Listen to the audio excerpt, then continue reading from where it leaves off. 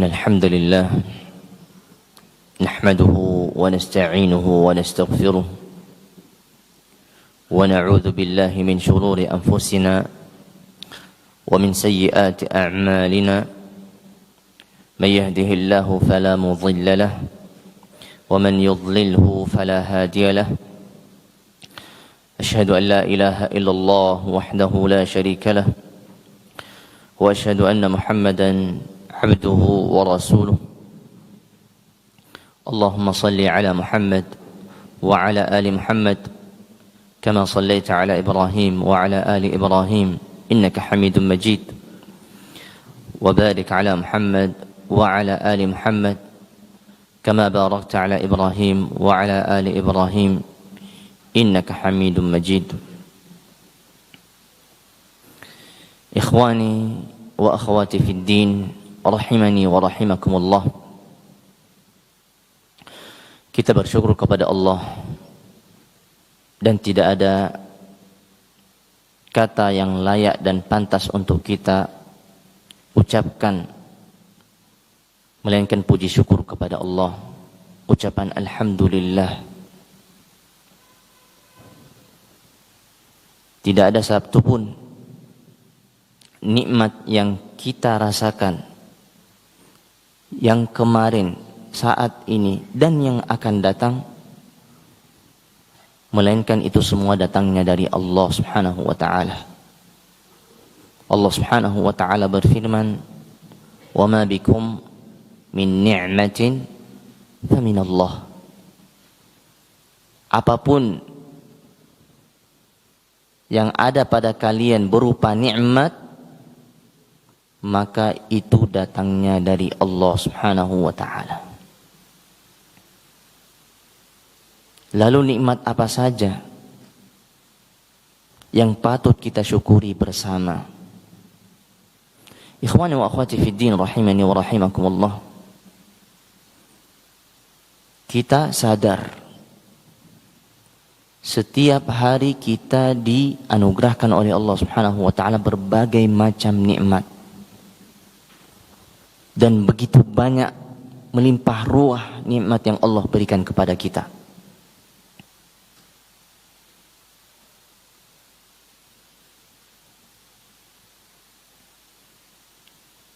Allah subhanahu wa ta'ala telah menjanjikan bagi orang-orang yang pandai mensyukuri nikmat yang Allah karuniakan, niscaya dia akan ditambahkan dan terus bertambah nikmat tersebut kepada kita. Kita sering mendengar la in syakartum la azidannakum. Kita sering mendengar firman Allah la in syakartum la azidannakum. Jikalau kalian pandai mensyukuri nikmat, niscaya aku akan tambahkan nikmat tersebut. Dan ingat, nikmat Allah subhanahu wa ta'ala sangatlah banyak. Di mana Allah subhanahu wa ta'ala berfirman, wa in ta'uddu ni'matallah la tuhsuha. Jikalau kalian mau menghitung nikmat Allah, kalian tidak akan mampu untuk menghitungnya. Silahkan antum bawa ahli matematika. Secerdas apa dia tidak akan mampu untuk menghitung nikmat Allah. Meskipun dia orang yang paling cerdas di dunia. Pandai menghitung. Paling pandai menghitung. Suruh dia untuk menghitung nikmat Allah, pasti dia tidak akan mampu. Kok bisa, Ustaz? Nah, karena nikmat Allah subhanahu wa ta'ala itu tidak pernah berhenti kita rasakan. Dari yang luar maupun yang di dalam. Coba kalau kita ingat-ingat kembali. Pikirkan nikmat yang Allah berikan kepada diri kita sendiri saja. Tubuh kita. Dari ujung rambut sampai ujung jari kaki.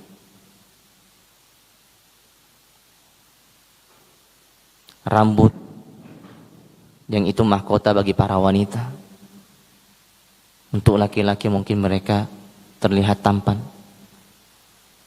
Mata, dengan mata kita melihat. Telinga, dengan telinga ini kita mendengar. Hidung kita gunakan untuk menghirup oksigen gratis. Mulut yang Allah Subhanahu wa taala berikan kita, mulut dengan lisan, lidah dan juga 2 bibir. Dengannya kita menggunakan untuk berkomunikasi, berbicara satu dengan yang lain. Kedua tangan kita menggunakan untuk mengangkat, membawa, atau bersalaman. Kaki yang dengannya kita berjalan, berlari. Belum lagi dengan bulu mata, belum dengan alis. Kalau kita sebutkan detail-detail yang Allah Subhanahu wa taala berikan kepada kita dari tubuh kita saja, kita tidak akan mampu untuk menghitungnya. Banyak sekali. Ini yang nampak. Bagaimana dengan yang tidak nampak? Jantung, lambung, paru-paru. Kemudian urat yang darinya mengalir darah.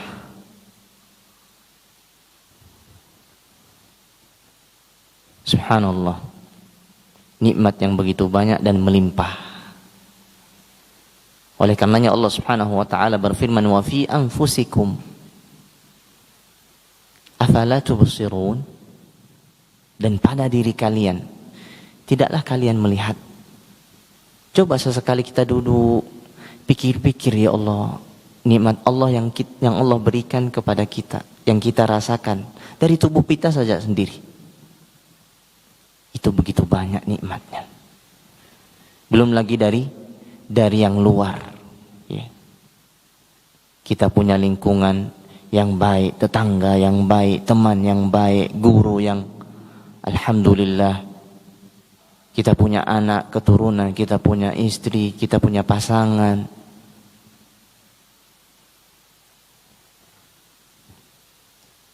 Kita alhamdulillah diberikan kelonggaran untuk melakukan ibadah seperti yang kita inginkan.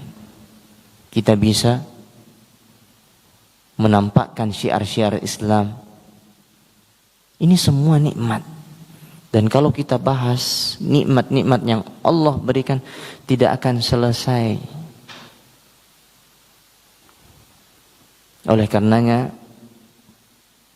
ucapan yang paling pantas untuk kita sampaikan di awal pertemuan kita adalah Alhamdulillah. Dan ini sesuai dengan Al-Quran. Kalau antum buka Al-Quran, yang paling pertama antum dapati adalah surat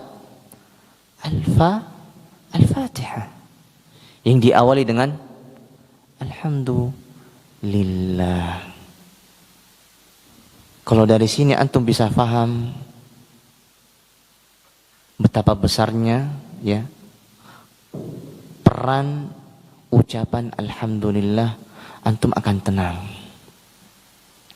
Artinya ya, kita ini di setiap saat, di setiap keadaan kita dianjurkan untuk senantiasa mengucapkan Alhamdulillah. Makanya selalu ada ucapan Alhamdulillah awalan wa akhiran. Segala puji bagi Allah, baik itu di awal maupun di akhir. Ya. Di ayat yang lain, ya, Allah Subhanahu wa taala menyebutkan wa akhiru da'wana anil hamdulillahi rabbil alamin. Ya. Kalau sudah beraktivitas atau menyampaikan apa saja, mengucapkan apa? Alhamdulillah. Dan juga ini sesuai dengan tuntunan Nabi besar kita yang mulia Muhammad bin Abdullah sallallahu alaihi wasallam. Setiap kali beliau selesai dari segala aktivitas, ya, beliau mengucapkan apa? Alhamdulillah. Pakai baju, alhamdulillah. Siap makan, alhamdulillah. Ya. Hampir semua rangkaian, ya, yang dilakukan oleh Nabi Shallallahu Alaihi Wasallam, ya, beliau mengucapkan alhamdulillah. Oleh karenanya ikhwani wa akhwat, ana mengingatkan diri pribadi dan juga ikhwan dan akhwat sekalian untuk senantiasa terus, jangan pernah bosan mengucapkan alhamdulillah. Segala puji bagi Allah Subhanahu wa taala. Ikhwani wa akhwati fid din, rahimani wa rahimakumullah. Sesuai dengan tema yang sudah kita sampaikan atau sampai kepada antum dan antunna, insyaallah di pertemuan kali ini kita akan membahas tentang tafsir surat Al-Fatihah. Surat Al-Fatihah yang kita kenal dengan sebutan Al-Fatihah, ya. Sebelum kita masuk, ada baiknya kita sedikit mempelajari Al-Fatihah itu dari kata apa sebenarnya. Al-Fatihah, ya, asal katanya dari kata fataha. Fataha,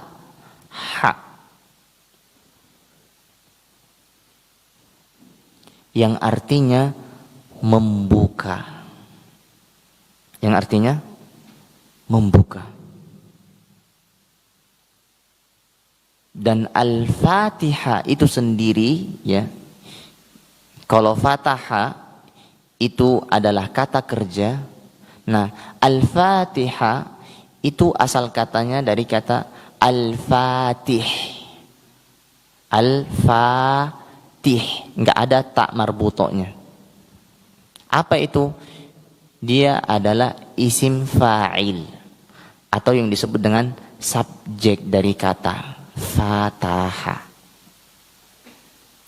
yang artinya pembuka, ya.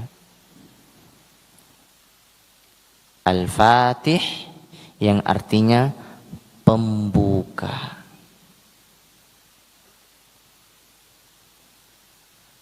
Thayyib Ustadz, Fataha apa cuman artinya membuka Ustadz? Tidak. Bahasa Arab itu luas. Bahasa Arab itu luas. Fataha itu bisa diartikan dengan menaklukkan. Menaklukkan. Oleh karenanya kita sering mendengar kata Fathu Makkah. Fathu Makkah. Kalau kita artikan pembukaan kota Mekah, tidak cocok. Tapi lebih cocok dengan apa? Penaklukan kota Mekah. Ya. Jadi kita sudah hafal Al-Fatihah. Tidak ada satupun insya Allah dari kita, baik itu ikhwan ataupun akhwat yang besar ataupun yang kecil, melainkan sudah tahu surat Al-Fatihah. Tapi mungkin sebagian dari kita belum tahu asal usul surat Al-Fatihah atau kata Al-Fatihah itu dari apa. Nah ini sekarang kita kaji. Al-Fatihah asal kata dari fataha. Fataha, ya, yang berarti membuka atau menaklukkan. Sedangkan Al-Fatih adalah isim fa'il yang menjadi subjek dari kata kerja tersebut, yang artinya pembuka. Jadi kalau bahasa Arabnya pembuka berarti bisa jadi juga artinya penakluk, ya, yang menaklukkan, itu maksudnya. Namun yang konsen kita di sini adalah Al-Fatihah yang artinya yang sering disebut dengan Fatihatul Kitab. Apa artinya itu Fatihatul Kitab? Pembuka kitab atau pembuka kitab suci Al-Quran. Ya. Artinya Al-Quran ini dibuka dengan surat ini yang kita sebut dengan surat Al-Fatihah. Jadi ikhwan semua dan akhwat faham ya, asal kata Al-Fatihah itu dari kata Fataha. Jadi kita semua tahu Al-Fatihah. Tapi kita harus tahu arti Fataha, ya, asal kata Fatihah itu dari apa. Jadi ketika kita ditanya dengan saudara kita atau saudari kita yang non muslim yang mau masuk ke dalam agama Islam, apa itu surat Al-Fatihah? Sering saya dengar surat Al-Fatihah, apa itu? Antum dan antuna bisa menjelaskan kepada saudara tersebut. Dan Al-Fatihah itu sendiri kita semua tahu adalah surat yang harus kita baca di setiap rakaat di dalam sholat kita. Kalau kita hanya sholat fardu, berarti kita minimal dalam satu hari tidak pernah kurang dari 17 kali kita baca surat Al-Fatihah. Karena para ulama bersepakat bahwasanya Al-Fatihah atau surat Al-Fatihah itu rukun di dalam sholat.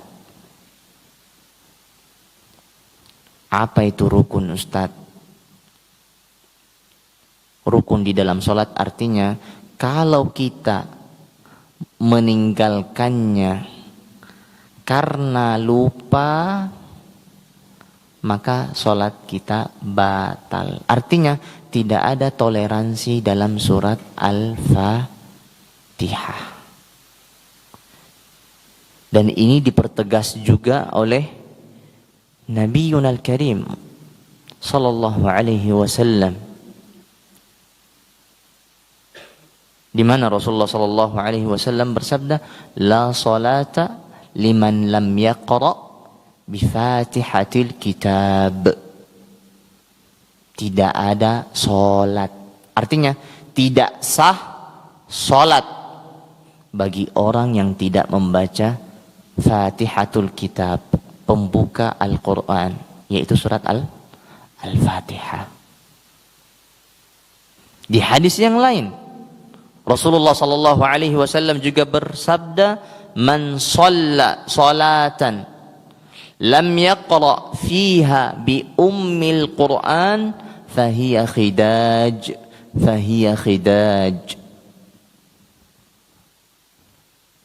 Man shalla salatan, barang siapa yang melaksanakan salat dan dia tidak membaca ummul Qur'an, ya, itu nama lain dari surat Al-Fatihah. Dan dia tidak membaca surat Al-Fatihah di dalam solat tersebut, maka solatnya fahiya khidaj. Solatnya tidak sempurna. Ghairu tamam artinya. Jadi ya ikhwan wa akhwat rahimani wa rahimakumullah,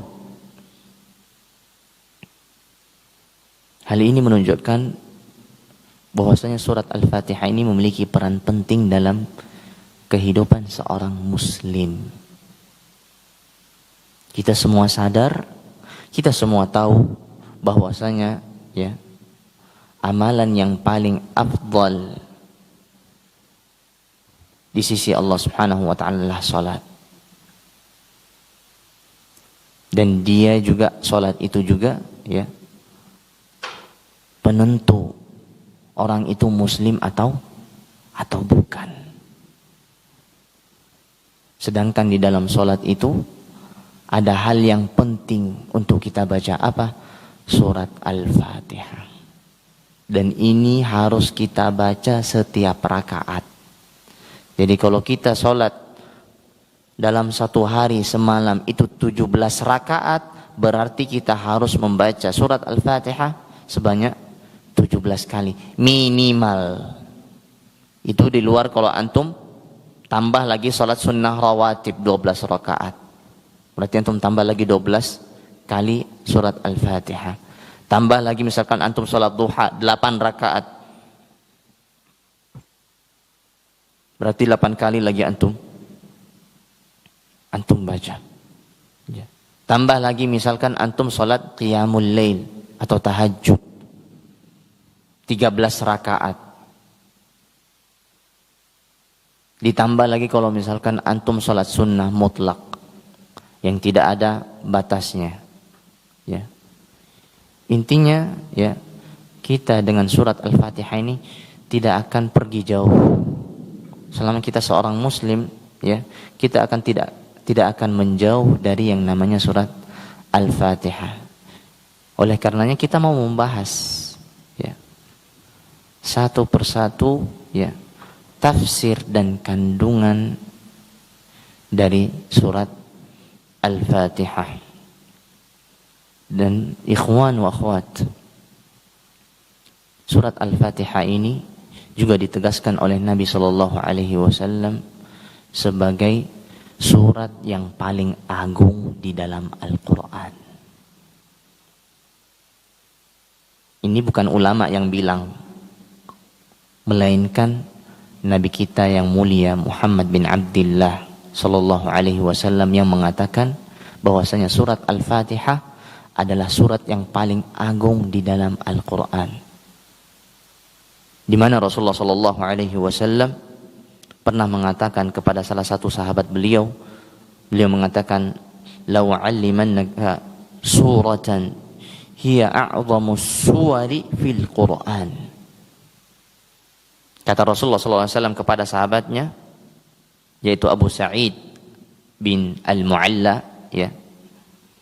Beliau mengatakan, aku akan mengajarkanmu, aku akan memberitahumu, ya, satu surat di mana surat tersebut adalah surat yang paling agung di dalam Al-Quran. Ya. Kemudian, ya, Rasulullah SAW mengatakan apa surat tersebut? Ya, ketika ditanya oleh sahabat, beliau menjawab, Alhamdulillahi Rabbil Alamin. Yaitu surat Al-Fatihah. Hiya sab'ul mathani wal Qur'an al-azim alladhi utituhu. Ya. As-sab'ul mathani, kata Nabi SAW. Surat Al-Fatihah ini adalah as-sab'. As-sab' itu dari angka 1, 2, 3, 4, 5, 6, 7. Berarti 7. Apa maksudnya 7? Ayatnya 7. As-sab'. Al-mathani. Al-mathani yaitu yang selalu diulang-ulang. 7 ayat ini as-sab', al-mathani yang selalu diulang-ulang. Ya. Sesuai dengan ya, prakteknya di dalam sehari-hari, ya surat ini selalu diulang-ulang kita baca di setiap rakaat, di setiap salat kita. As-sab'ul mathani wal Qur'anul 'azim alladhi utituhu. Dan dia adalah Qur'an al-'azim yang begitu agung yang diberikan kepadaku, kata Nabi SAW. Hadis ini diriwayatkan oleh Al-Imam Muslim rahimahullah. Hadis ini diriwayatkan oleh Al-Imam Muhammad bin Ismail Al-Bukhari rahimahullahu ta'ala. Sehingga kalau kita perhatikan ya, surat ini begitu besar kedudukannya, begitu agung kedudukannya di hadapan Allah dan Rasulnya sallallahu alaihi wasallam. Ya. Gelar surat yang paling agung dari 114 surat di dalam Al-Quran, surat ini yang paling agung, surat Al-Fatihah. Ya.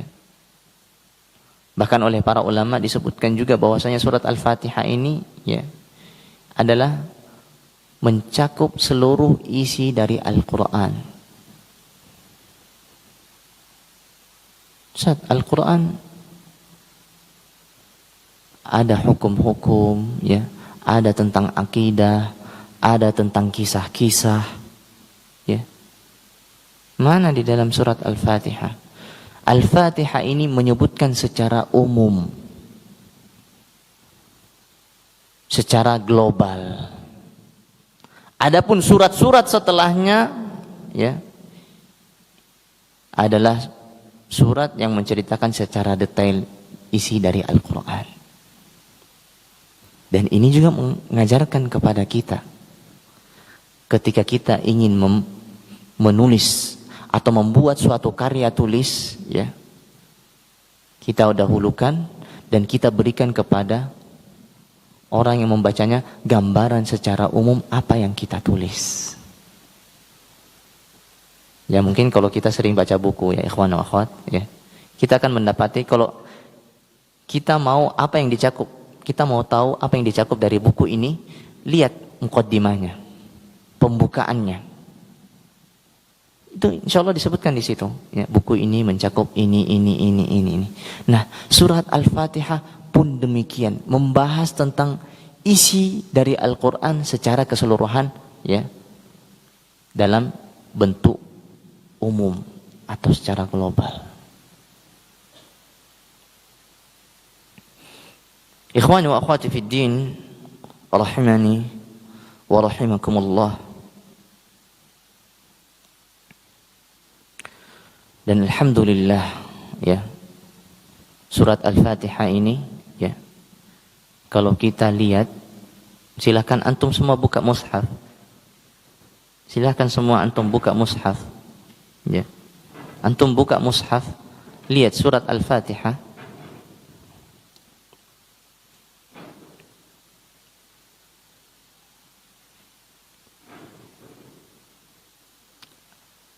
Silakan antum lihat itu ada berapa ayat?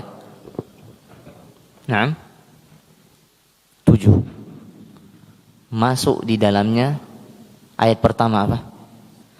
Bismillahirrahmanirrahim. Tayyib. Ini kita membahas sedikit, ya. Jadi Al-Quran seperti yang disebutkan oleh Nabi sallallahu alaihi wasallam, as-sab'ul mathani, as-sab', yang terdiri dari 7 ayat. Nah, sekarang pertanyaannya, Ustaz, kalau memang itu bagian dari surat Al-Fatihah, kenapa kita tidak membacanya secara jahar? Kita baca keras ketika di salat jahriyah, subuh, maghrib, isya. Kenapa, Ustaz? Padahal dia masuk dalam hitungan surat Al-Fatihah. Mungkin ana membawa antum sedikit bergeser dari tafsir, bergeser sedikit ke bab fikih. Karena penjelasan ini ada di dalam bab fikih. Ya. Perlu kita ketahui bersama ikhwan wa akhwat, ya.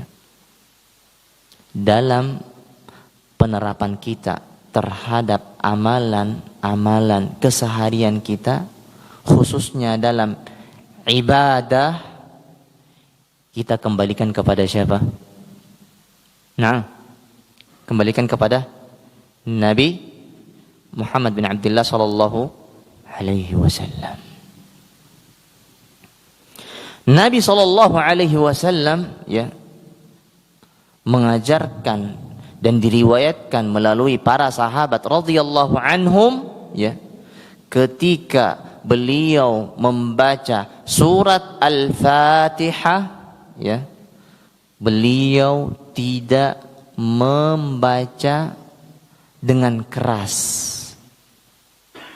Bacaan Bismillahirrahmanirrahim di salat jahriyah. Ini harus antum, ini dulu antum pegang dulu ini hadis ini, ya. Di mana Nabi sallallahu alaihi wasallam membaca surat Al-Fatihah di salat jahriyah, ya, Tidak mengeraskan bacaan Bismillahirrahmanirrahim.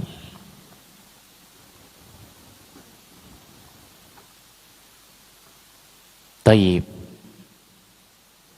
Lalu bagaimana Ustaz? Ya. Kenapa ada perselisihan di antara para ulama? Saat di sholat jahriyah ada yang mengatakan baca dengan jahar Bismillahirrahmanirrahim. Alasannya, argumennya ya adalah Bismillahirrahmanirrahim bagian dari surat Al-Fatihah. Kalau antum buka lembaran Al-Quran dari setiap awal surat yang diterhitung ayat ya Bismillahirrahmanirrahim di awal surat hanya surat Al-Fatihah. Ini jadi jawaban orang-orang yang menjaharkan Bismillahirrahmanirrahim di sholat jahriyah. Tayyib, bagaimana menggabungkan? Ini hadis Nabi SAW menyatakan bahwasanya surat Al-Fatihah dimulai dengan Alhamdulillahirabbil alamin. Ditambah juga di mana Nabi SAW membawakan hadis qudsi. Ya, ketika menjelaskan tentang surat Al-Fatihah, Allah mengatakan idza qala 'abdi alhamdulillahirabbil alamin. Bukan bismillahirrahmanirrahim. Ya, di dalam hadis disebutkan menjelaskan tentang surat Al-Fatihah, ya. Yang Allah katakan apabila hambaku mengucapkan alhamdulillahirabbil alamin, Allah mengatakan hamidani 'abdi. Hambaku telah memujiku. Ya, di dalam hadis disebutkan seperti itu. Lalu bagaimana menggabungkan Ustaz? Nah, perlu antum dan antunna, ikhwan dan akhwat harus perhatikan di dalam salat ketika membaca surat Al-Fatihah, antum baca, tetap baca Bismillahirrahmanirrahim, namun sesuai dengan tuntunan Nabi SAW. Artinya ketika antum membaca surat Al-Fatihah di sholat jahriyah, antum baca bismillah atau tidak? Naam, baca, tapi tidak perlu antum keraskan. Kenapa? Sekali lagi tuntunan ibadah kita mengikuti siapa? Nabi SAW. Ya. Tayyib, sholat sirriyah Ustaz, jelas antum tetap baca Bismillahirrahmanirrahim. Jadi tidak ada khilaf. Ya. Seringkali orang-orang di luar sana yang tidak mendengarkan bacaan Bismillahirrahmanirrahim pada imam-imam yang khususnya yang bermanhaj salaf, ya, di sholat jahriyah mereka mengatakan, oh tidak baca Bismillah, sholatnya tidak sah. Satu ayat dari Al-Fatihah kurang. Ini anggapan mereka. Namun dalam prakteknya kita tidak meninggalkan bacaan Bismillahirrahmanirrahim. Kita tetap membaca. Tapi penerapannya kita mengikuti siapa? Nabi SAW. Di salat jahriyah kita tidak mengeraskan Bismillahirrahmanirrahim. Kita tetap membacanya.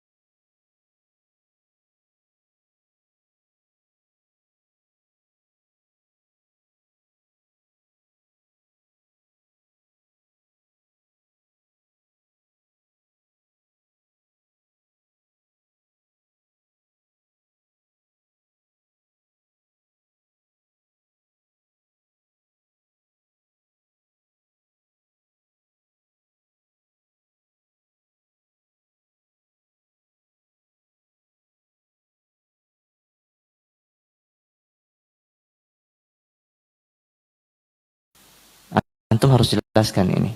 Kita baca, tetap baca Bismillah. Dan kita tahu ayat pertama dari surat Al-Fatihah itu sesuai dalam Al-Quran. Ya. Bismillahirrahmanirrahim. Ya. Meskipun ada beberapa ulama yang menganggap Bismillahirrahmanirrahim di awal surat Al-Fatihah itu bukan bagian dari Al-Fatihah. Ya. Ini khilaf yang begitu panjang di dalam kitab fikih berkaitan dengan ayat pertama dari surat Al-Fatihah. Apapun itu, ya. Intinya, ikhwani wa akhwat, ya, dalam penerapannya kita dianjurkan untuk tetap membaca awal dari surat Al-Fatihah, yaitu Bismillahirrahmanirrahim, khurujan minal khilaf. Kita agar tidak, ya, berdebat masalah ini. Kita keluar dari masalah perdebatan ini, ya. Ada yang mengatakan itu ayat, itu tidak ayat, ya. Lebih baiknya dan lebih amannya adalah kita membaca Bismillahirrahmanirrahim setiap kali kita membaca surat Al-Fatihah. Baik, ikhwani wa akhwati fid din, rahimani wa rahimakumullah.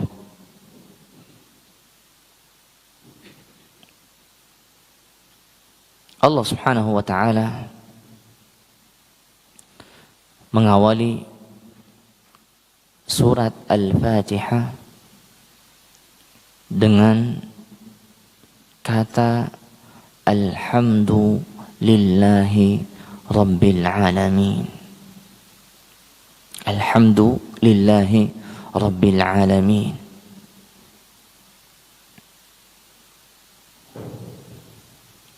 Yaitu Alhamdulillah,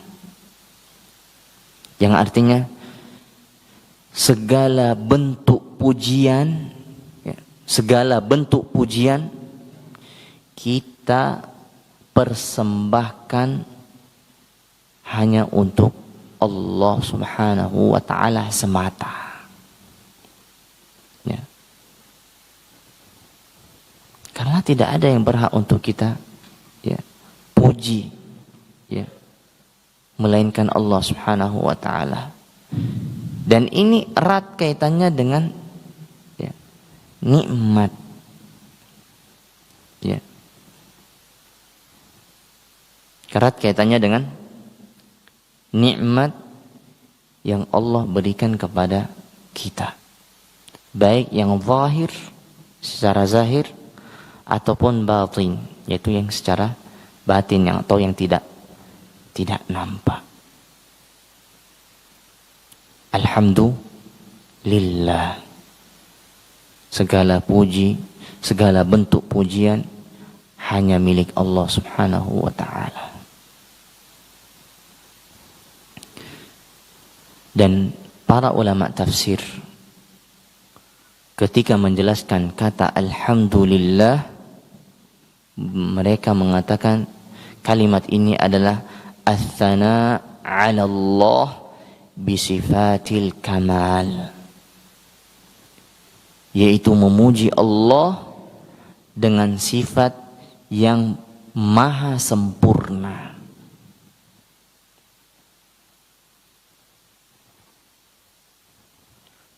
Taib, apa sifatnya saja? Tidak. Wa bi af'alihi, dan juga perbuatan-perbuatan atau pekerjaan-pekerjaan Allah Subhanahu wa ta'ala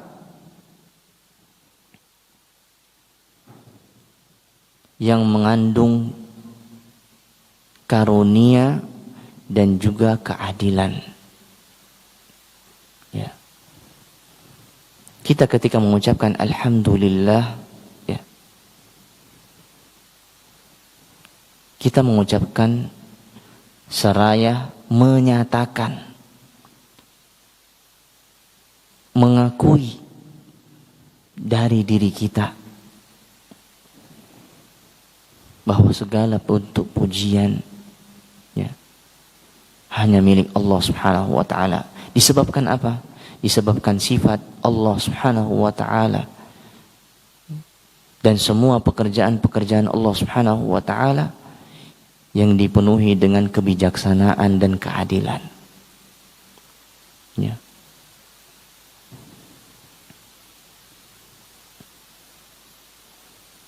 Allah memberikan kepada kita nikmat yang tidak pernah berhenti.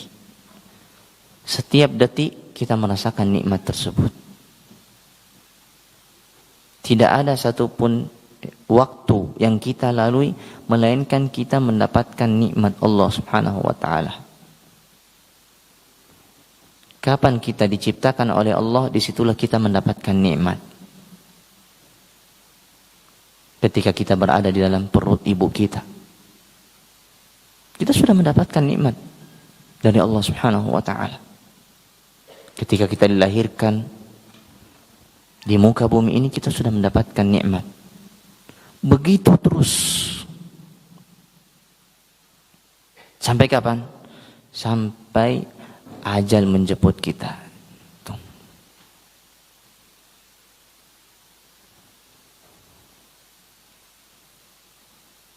Nikmat Allah tidak pernah berhenti kita rasakan. Oleh karenanya layak untuk kita ucapkan Alhamdulillah.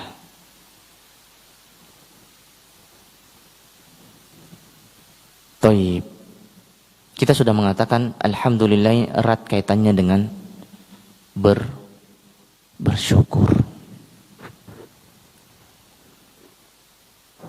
Lalu bagaimana seorang hamba dikatakan dan dikategorikan oleh Allah Subhanahu wa taala sebagai hamba yang bersyukur? Ya. Ini harus kita tahu, ya. Sehingga kita tidak hanya sekedar ya menganggap diri kita ana sudah bersyukur, ya, sampai kita tahu ya kapan seseorang ya atau poin-poin yang harus kita penuhi agar kita masuk dalam kategori hamba yang bersyukur. Para ulama hafizahumullah wa rahimahumullah, ya, sebagian dari mereka merangkum bagaimana seseorang bisa dikategorikan sebagai hamba yang bersyukur, ya. Mereka mengatakan di antara poin yang paling penting, ya, adalah yang pertama adalah syukrul qalb. Rasa syukur yang bersumber dari hati. Ya. Kita mengatakan, ya, kalau kita mau masuk dalam kategori hamba yang bersyukur, ya, kita harus, ya, syukur itu, rasa syukur itu bersumber dari hati. Kita mengakui segala bentuk nikmat yang kita rasakan dan kita dapatkan, ya, kita, ya, bersyukur dari hati kita terlebih dahulu. Akui itu. Dan kita harus mengakui itu datangnya dari Allah Subhanahu wa ta'ala.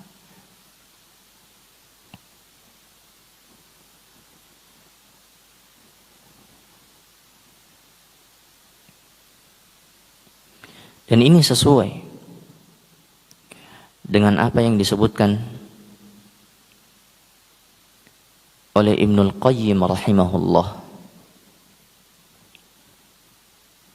Beliau mengatakan di dalam kitab Madarijus Salikin, ya, beliau mengatakan asyukru yakunu bil qalbi khudu'an wastikanatan. Bersyukur, ya, bisa terrealisasi, bisa terwujud dengan apa? Dengan hati. Kapan? Ketika hati itu benar-benar tunduk, khudu'. Dan juga apa? Istikanah, merasa tentram. Jadi ketika hati itu, ya, mendapatkan nikmat, ya, mata kita melihat semua nikmat dan otak kita memikirkan semua nikmat, ya, hati, ya, yang ada di dalam, ya, diri kita ini bersumber darinya rasa syukur, ya, dengan merasakan ketenangan. Ini adalah nikmat dari Allah.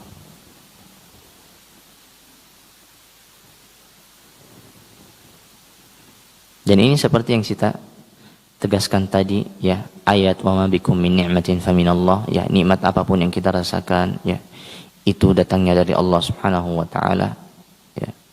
Jadi pengakuan ini, ya ikhwan wa akhwat, ini sangat penting dalam, ya, kategori orang yang bersyukur. Kemudian yang kedua adalah syukrul lisan. Bersyukur melalui lisan, melalui lidah atau lisan. Dan inilah yang sering diucapkan oleh setiap kaum muslimin dan muslimat, yang berilmu dan tidak berilmu, yang masuk sekolah agama ataupun tidak, yang soleh ataupun tidak soleh. Kebanyakan dari mereka ini masuk dalam kategori ini, bersyukur melalui lisan. Dengan ucapan apa? Alhamdulillah. Dan ini kita saksikan di tengah kaum muslimin dan muslimat, ya, mau dia berjilbab, enggak berjilbab, ya, ketika lulus, ya, di salah satu universitas yang dia impikan, enggak berjilbab ini, dia mengucapkan apa? Alhamdulillah. Lisan, ya. Dan mungkin setiap kaum muslimin dan muslimat lulus untuk poin yang kedua ini, ya. Kebanyakan dari mereka lulus, ya. Ya, mereka dapat hal yang baru, ya. Mendapatkan harta yang baru, mobil baru, ya. Honda baru, ya. Pena baru, tas baru, ya. Semuanya serba baru. Mereka selalu mengucapkan alhamdulillah. Berjilbab enggak berjilbab, ya. Musbil enggak musbil, ya. Sering sholat enggak sering sholat, ya.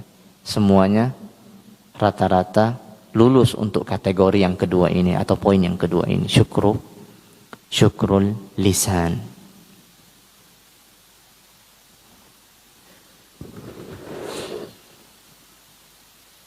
Dan ini dipertegas oleh hadis Nabi sallallahu alaihi wasallam yang diriwayatkan oleh Anas bin Malik radhiyallahu anhu. Beliau mengatakan Rasulullah sallallahu alaihi wasallam bersabda, "Innallaha la yardha 'anil 'abd an ya'kula al-akalata fayahmadahu 'alayha aw yashraba asy-syarbata fayahmadahu 'alayha." Hadis riwayat Imam Muslim. Kata Nabi sallallahu alaihi wasallam, "Innallah, sesungguhnya Allah, la yardha, ridho, ya, terhadap hamba kapan? Ketika dia makan suatu makanan lalu dia bersyukur terhadap nikmat tersebut, atau dia minum suatu minuman lalu ia mensyukuri minuman tersebut, ya. Jadi yang kedua ini, ya, juga dianjurkan, ya, dan wajib hukumnya untuk diucapkan, ya. Siap makan, alhamdulillah. Dapat baju baru, alhamdulillah. Pakai baju biasa pun sama, alhamdulillah, ya.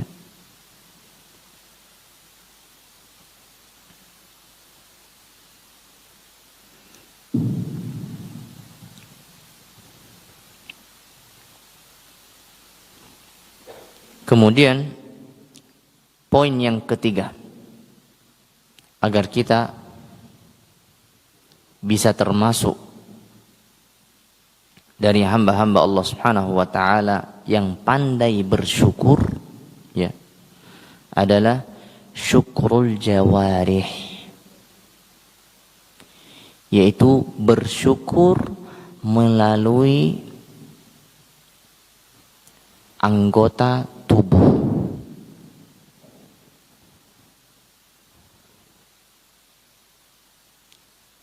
Apa cuma sampai di situ? Tidak.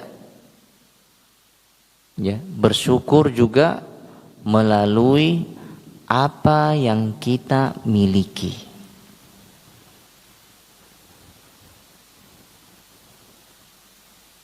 Taib. Bersyukur melalui anggota tubuh atau apa yang kita miliki.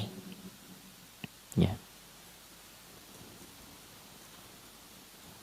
Bersyukur ya ikhwan wa akhwat, ya.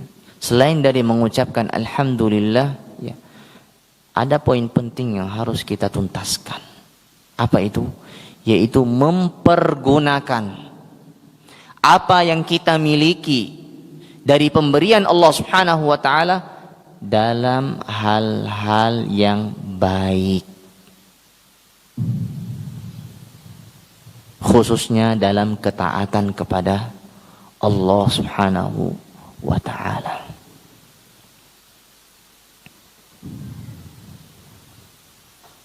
Tubuh kita ini harus bersyukur. Dari ujung rambut sampai ujung kaki harus kita, ya, alihkan bentuk syukurnya kepada Allah Subhanahu wa ta'ala. Bagaimana? Silakan antum perhatikan. Kita perhatikan tubuh kita. Ya. Mata yang biasa kita melihat. Ya. Ini kita pergunakan untuk apa? Apakah membaca Al-Quran? Atau menghadiri kajian? Ya. Atau menuntun orang yang tidak bisa melihat? Banyak hal-hal yang baik yang bisa kita gunakan melalui mata kita. Dan ini masuk dalam kategori bersyukur. Ini baru mata. Ya. Ini juga yang paling bahaya, yaitu lisan. Betapa banyak, ya, orang, ya, yang mampu untuk sholat, ya, rajin, tahajudnya lama, baca Qur'annya berjam-jam, tapi tidak mampu untuk menahan lisannya. Ini ringan, tipis dia. Tapi kebanyakan manusia diseret dalam api neraka disebabkan lisan.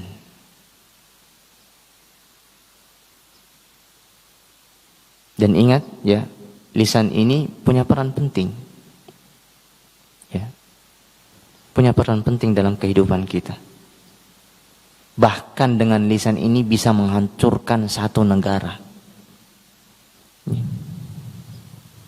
Kok bisa, Ustaz? Nah, dengan info yang salah yang disampaikan, ya, itu bisa menghancurkan satu negara. Ya. Jadi memang berat. Ya. Tapi kapan kita arahkan lisan kita kepada yang baik, mengucapkan yang baik, tidak berkata-kata kotor, tidak ghibah, ya, tidak membicarakan orang lain, tidak mengadu domba, ya, tidak menghasut, ya, tidak menjelek-jelekkan orang lain, tidak menghina orang lain, tidak mengumbar aib orang lain. Ya. Maka disinilah bentuk syukur seorang hamba terhadap lisan yang dia dapatkan dari Allah.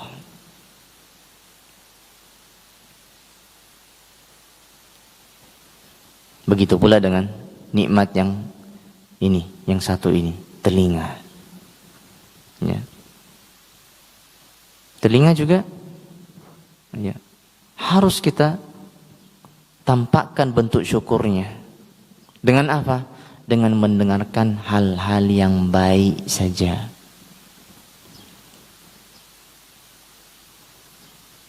Dengarkan Al-Quran. Dengarkan ya pelajaran-pelajaran agama, kajian. Dengarkan ya, saudara-saudari kita ya ketika berbicara ya. Namun ketika telinga ini kita perdengarkan untuk mendengarkan yang tidak boleh, ada orang ghibah membicarakan keburukan orang lain, nah, di situ pula kita dekatkan telinga. Ini problem. Ya. Sudah tahu itu akan mengantarkan kepada api neraka, kita malah mendekat. Ya. Yang harusnya kita tidak tahu malah tahu. Ya. Ada orang cerita aib si fulan atau si fulana, mendekat. Ini bukan bentuk syukur terhadap telinga yang Allah berikan. Kalau antum atau antunna tahu, ya,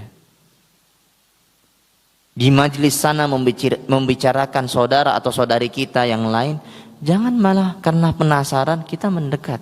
Bukan. Itu bukan bentuk syukur terhadap telinga yang Allah berikan. La. Tapi kita menjauh. Yang awalnya samar-samar, kita menjauh agar tidak terdengar. Namun kebanyakan dari kaum muslimin dan muslimat enggak. Terdengar samar-samar, makin mendekat. Biar apa? Biar jelas. Subhanallah. Sudah tahu antum majlis itu orang-orangnya ya orang-orang yang tidak baik, ya. Pekerjaannya setiap hari membicarakan orang lain. Antum sudah tahu orangnya, tapi masih penasaran juga antum. Nah, ini bukan bentuk syukur terhadap apa yang Allah berikan.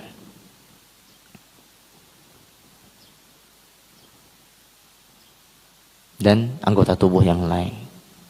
Hal yang Allah berikan dari selain dari anggota tubuh, yaitu harta kita. Kita kemanakan harta kita? Kendaraan kita, kita pergunakan untuk apa? Ya. Termasuk jam tangan. Jam tangan ini ada sisi negatifnya. Kapan? Ya, ketika mempergunakan jam tangan ini untuk melihat waktu. Oh, kapan Anda bisa masuk ke dalam ya tempat konser musik misalkan, itu kan antum pakai untuk hal yang tidak boleh. Tapi kapan antum pakai jam tangan antum? Oh, sebentar lagi kajian, ana mau pergi. Itu antum akan dapat pahala dari situ. Dan ini adalah bentuk syukur kepada Allah Subhanahu wa taala. Silakan antum sebutkan semua barang yang antum miliki, nah semua ada sisi pahalanya. Ya. Tas antum, ya, tali antum, ya, itu banyak, ya. Antum pergunakan untuk membantu orang lain, ya. Tetangga antum ada acara misalkan, antum punya kipas lebih, antum pinjamkan ke sebelah. Ini bentuk syukur, ta'awun. Ya. Dan masih banyak barang yang lain. Dan menyambung apa yang disebutkan oleh Al-Imam Ibnul Qayyim rahimahullahu taala, ya, di mana tadi kita sebutkan yang pertama asyukru yakunu bil qalb, kata beliau, ya. Syukur itu terwujud melalui hati, dengan khudu', dengan rasa tunduk dan juga merasa tenang, istiqanah.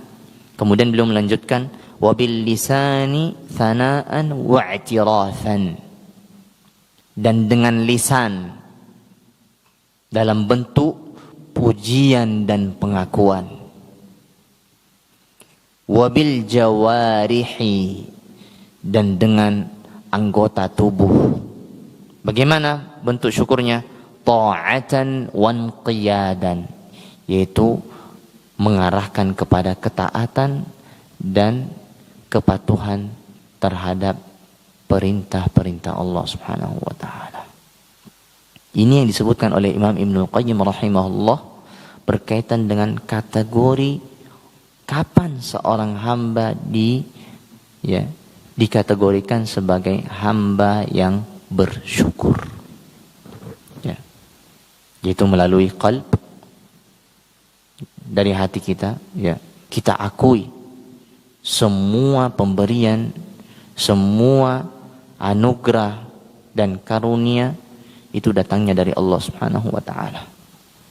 Ya. Sehingga kita merasa tenang. Ya. Kemudian yang kedua adalah asyukru bil lisan. Bersyukur dengan melalui lisan kita. Ya. Dengan apa? Dengan mengucapkan alhamdulillah, ya, memuji Allah Subhanahu wa taala setinggi-tingginya. Ya.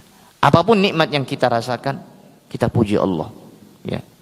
Antum lagi jalan, itu alhamdulillah. Kenapa alhamdulillah, Ustaz? Antum selama jalan antum ulang-ulang alhamdulillah. Bagus. Kenapa? Karena itu adalah nikmat dari Allah Subhanahu wa taala. Ya, apa? Yaitu kaki antum yang antum pakai untuk melangkah. Kalau misalkan Allah Subhanahu wa taala takdirkan antum tidak bisa berjalan, ya, tiba-tiba kaki antum sakit sebelah. Bisa antum jalan? Bisa mungkin, tapi terpaksa, ya, harus dibantu. Ya. Kemudian yang ketiga adalah syukru bil jawarih, ya, bersyukur melalui anggota tubuh atau apa yang kita miliki. Dengan apa? Dengan mempergunakannya dalam ketaatan kepada Allah Subhanahu wa taala. Ya. Dan ini penting ya ikhwan. Ya. Banyak orang tergelincir merasa dia sudah bersyukur kepada Allah, tapi 2 poin dia lalai. Apa itu? Asyukru bil qalb dan jawarih. Kebanyakan orang lulus di poin yang kedua yang tadi kita sebutkan. Tapi untuk poin yang pertama dan yang ketiga, kebanyakan mereka gagal. Kebanyakan mereka, ya, gagal, tidak lulus. Ya. Mereka hanya sekedar mengucapkan secara lisan alhamdulillah, tapi dalam hatinya enggak. Dia mengatakan, oh, ini pemberian orang tua saya. Atau dalam hati dia bilang, ini hasil dari jerih payah saya atau usaha saya. Nah ini, bahaya ini. Wal'iyadzubillah. Ya. Kapan hati kita mengucapkan itu, hati-hati. Ya. Istighfar. Karena semua datangnya dari siapa? Dari Allah Subhanahu wa taala dan dari pertolongan Allah dan kehendak Allah. Kalau Allah Subhanahu wa taala tidak mentakdirkan, tidak menghendaki, ya, tidak memudahkan, kita tidak akan mendapatkan nikmat tersebut. Dan poin yang kedua yang dimana kebanyakan manusia gagal adalah yaitu bersyukur melalui anggota tubuh dan apa yang dia miliki. Banyak dari mereka yang gagal di sini, ya. Baik itu melalui matanya, atau mungkin melalui telinganya, ataupun lisannya. Bahkan afwan melalui kemaluannya pun demikian. Ya. Antum mungkin sudah pernah mendengar hadis Nabi SAW di mana, ya, kemaluan itu juga bisa menghasilkan pahala. Ya. Kapan? Ketika seorang muslim, ya, atau muslimah, ya, menyelesaikan hajatnya dibangun atas dasar nikah. Ya. Ini mempergunakan semua yang Allah berikan dengan ketaatan, ya. Dan hal yang baik. Ikhwani wa akhwati fid din, rahimahini wa rahimakumullah. Allah Subhanahu wa taala mengatakan alhamdulillahi rabbil alamin. Di situ di kata atau di ayat itu disebutkan lillah. Allah, ya, itu adalah nama dari nama-nama Allah, ya. Dan Allah, ya, dialah Tuhan yang memiliki nama satu-satunya dengan sebutan Allah, ya. Allah, ya. Dan ini, ya ikhwan wa akhwat, ya, menunjukkan bahwasanya Allah ini berhak untuk satu-satunya, ya. Dari kata Allah ini, ya, sebagian dari ulama mengatakan Allah itu dari kata alihaya lahu, yaitu menyembah. Jadi kalau Allah artinya semua bentuk persembahan hanya kita persembahkan kepada Allah. Ibadah, ketaatan, ya, kita persembahkan hanya kepada Allah Subhanahu wa taala semata.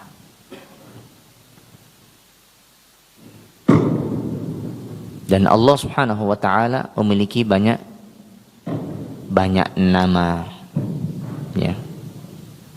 Allah memiliki banyak nama, di mana Nabi sallallahu alaihi wasallam mengatakan di dalam hadis beliau, "Inna lillahi tis'atan wa tis'ina isman." Sesungguhnya Allah Subhanahu wa taala memiliki 99 nama. Man ahsaha dakhalal jannah.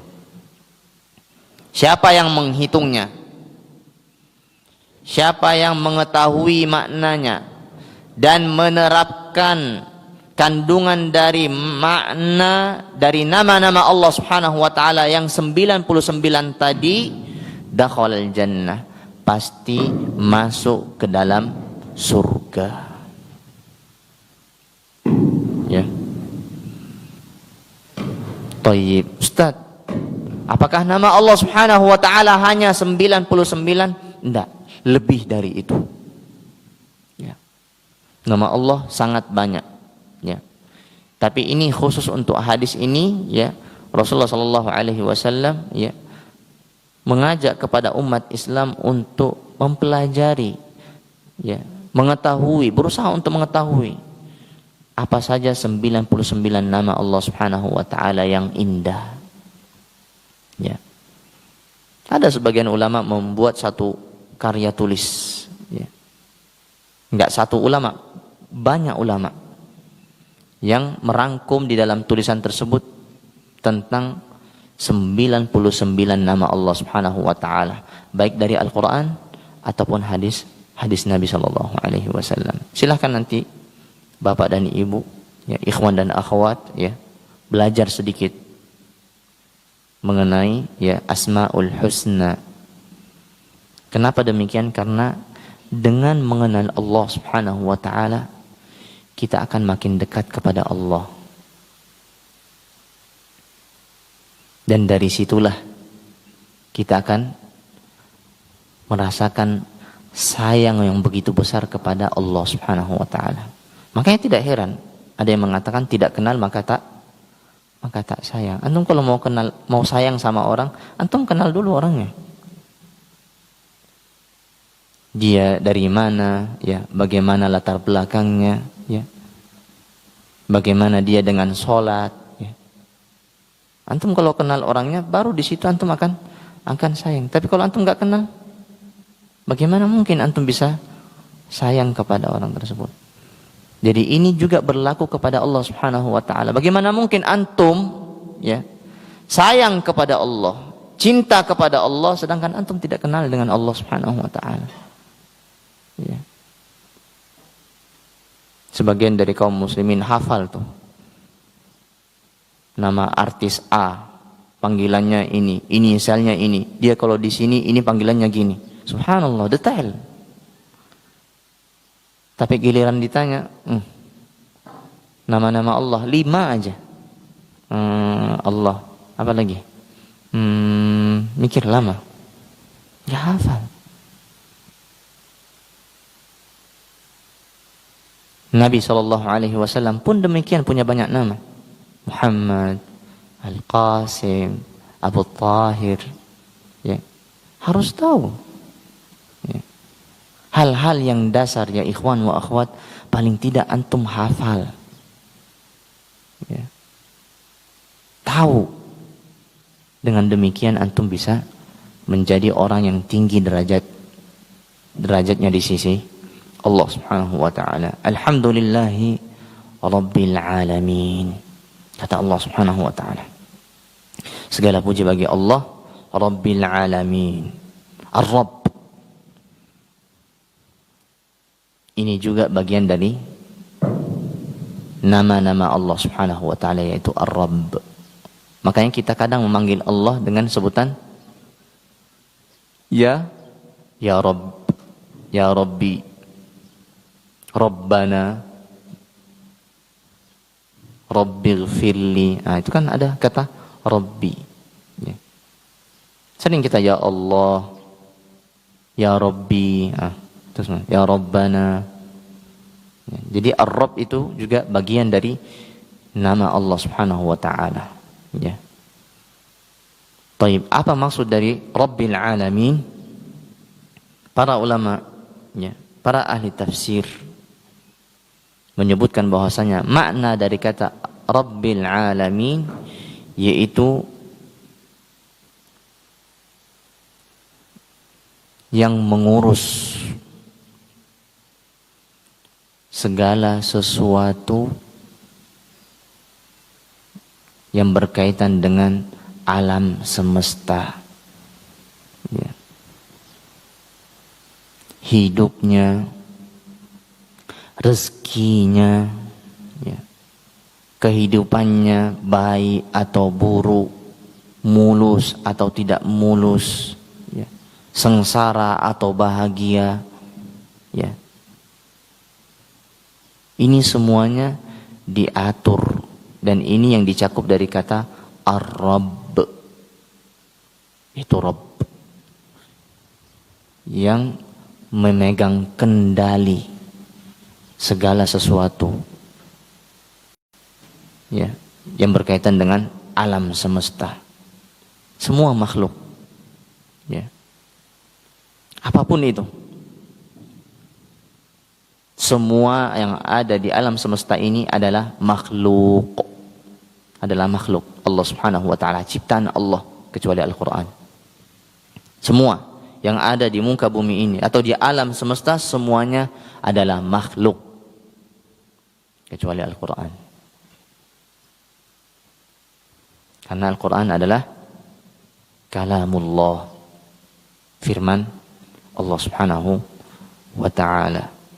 Rabbil alamin, dialah Rabb alam semesta, Tuhan, ya, alam semesta, di mana Allah Subhanahu wa ta'ala mengatur serapi mungkin segala bentuk yang berkaitan dengan makhluk-makhluknya. Tidak hanya manusia yang diurus oleh Allah Subhanahu wa ta'ala, jin termasuk, ya, planet-planet, bintang, bulan, itu semua diatur oleh Allah Subhanahu wa ta'ala dengan begitu rapi.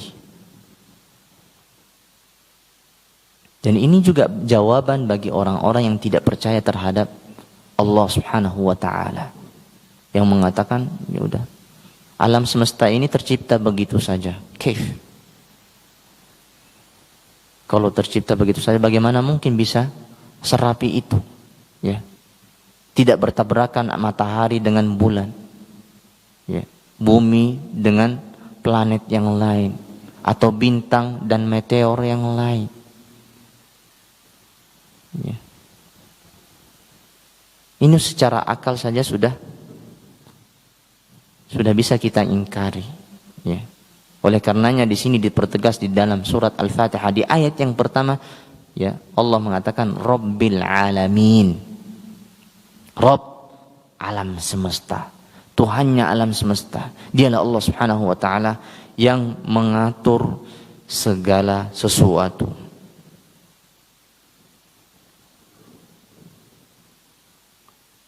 Ikhwani wa akhwati fid din rahimani wa rahimakumullah. Dan bentuk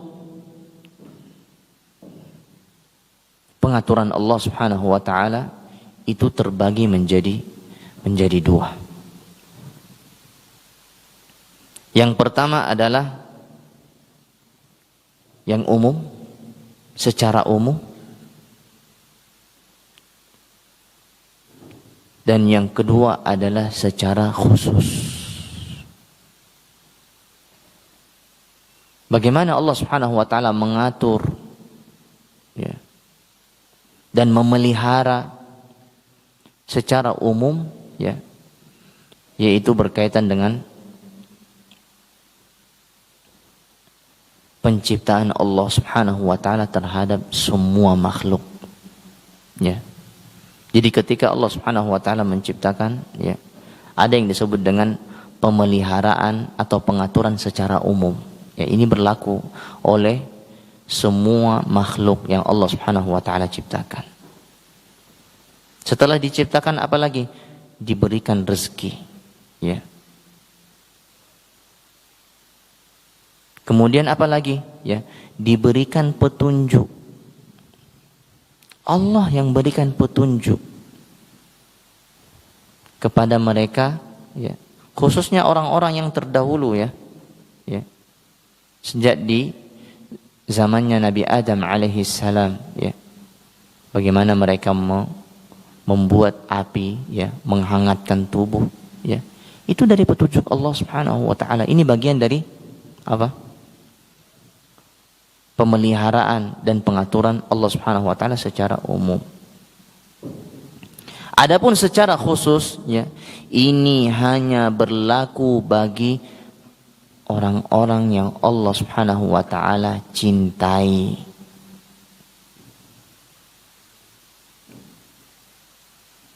Di mana Allah Subhanahu wa taala merawat mereka, memelihara mereka dengan keimanan, dengan hidayah, dengan petunjuk dan taufik.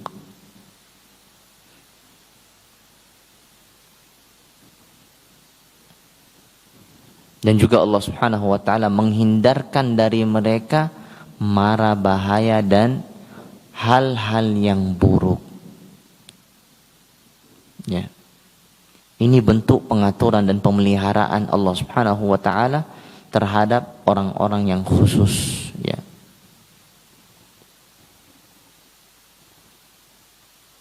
Sehingga tidak ada satupun makhluk yang ada di muka bumi ini, ya, atau di alam semesta, melainkan semuanya, ya, di bawah pengawasan dan pengaturan dan pemeliharaan dari Allah Subhanahu wa taala. Oleh karenanya ini patut untuk kita selalu apa? Mengucapkan alhamdulillah. Ya, alhamdulillahi rabbil alamin. Ya. Mungkin ini yang bisa Ana sampaikan untuk pertemuan kali ini, ya. Insyaallah ayat-ayat yang selanjutnya akan kita tafsirkan satu persatu, setiap perkata kita akan bahas, ya. Tidak ada masalah, ya. Kita detailkan tentunya ini demi apa? Demi atau agar tujuannya adalah agar kita bisa lebih mengenal Allah Subhanahu wa taala Sehingga dengan mengenal Allah Subhanahu wa taala, mengenal kebesaran-kebesaran Allah dan sifat-sifat Allah, kita bertambah besar rasa cinta kita kepada Allah Subhanahu wa taala, sehingga kita secara semangat ya melakukan ketaatan kepada Allah Subhanahu wa taala. Mungkin ini yang bisa kita sampaikan pada pertemuan kali ini. Wa akhiru da'wana anil hamdulillahi rabbil alamin. Kita tutup pertemuan ini dengan doa kafaratul majlis. Subhanakallahumma bihamdik, asyhadu an la ilaha illa ant, astaghfiruka wa atubu ilaik. Wa sallallahu ala nabiyyina Muhammad wa ala alihi wa sahbihi ajma'in. Wassalamu alaikum warahmatullahi wabarakatuh.